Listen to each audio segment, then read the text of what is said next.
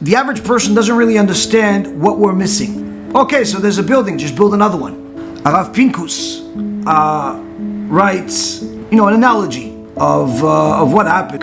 And he says, imagine there was a people, and one day everybody woke up, and to their surprise, the sun didn't rise. Everyone checked their clocks, their watches. They said, yo, sun's supposed to be up. But the sun didn't go up. They waited. Nothing happened. Few people talked to each other. No sun. Hours upon hours passed and no sun. Okay. They went back to sleep. Perhaps tomorrow will be another day. But the day passed and the sun still didn't come up. And this continued on for another day, another week. And after a couple of weeks, the people of the community said, okay, well, doesn't it look like the sun is gone? We have to pretty much start living life assuming that the sun will never go up again. So the community leaders gathered together and they said, listen, we have to make sure everybody's aware what's happening, but we have to obviously give people the ability to live. We have to build a factory for an unlimited supply of candles. So everybody is able to have candles at all times. Because as we know it, the sun is never going back up again. And everyone started walking around with a candle at all times.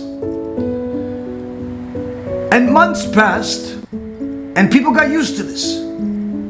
They got used to the fact that there's just a candle, and that's where the light's coming from, and there's no sun. And months passed, and before you know it, years started passing. And everyone got so accustomed to it that this is simply what they thought is going to be forever. It got to a point where people started having kids that never saw the sun.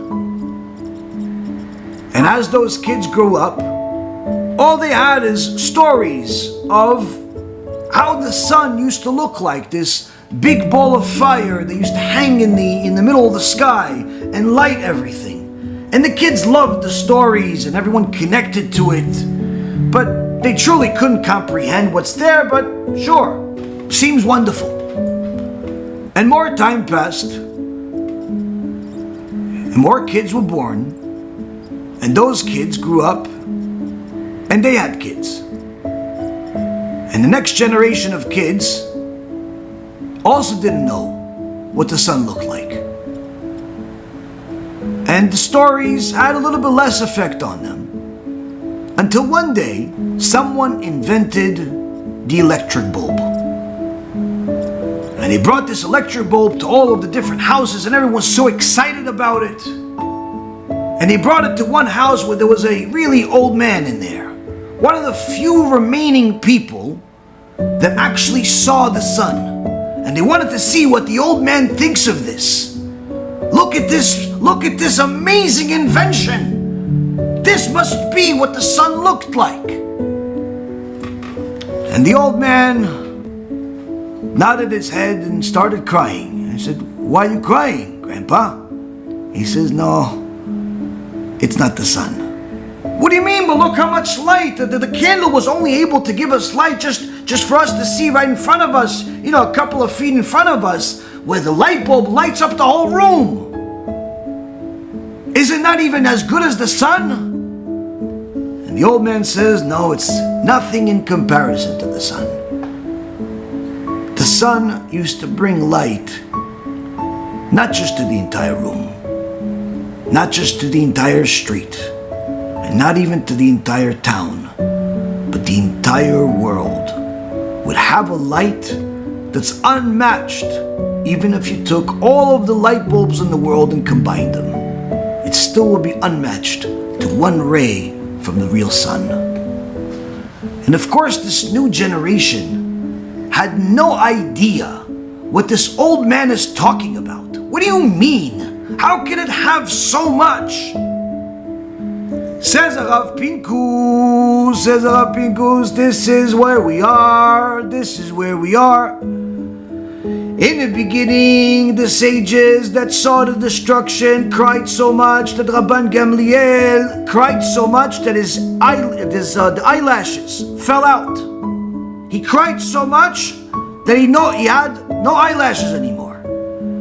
The sages literally would cry to the point where people would pass out from how much mourning.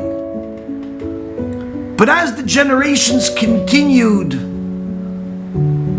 only hearing stories of the Bet HaMikdash and becoming more and more removed from the Bet HaMikdash, people started thinking, why are we mourning? What is it? Maybe we can have another little building. Look at how big this shul is, and look how big this yeshiva is, and look how great this tzaddik is. And the average person has no idea what the Bet HaMikdash even looked like in real life. Because in their imagination, it's just a building. Just like in the imagination of that story, it's just light. What's so different about some light bulbs versus the sun?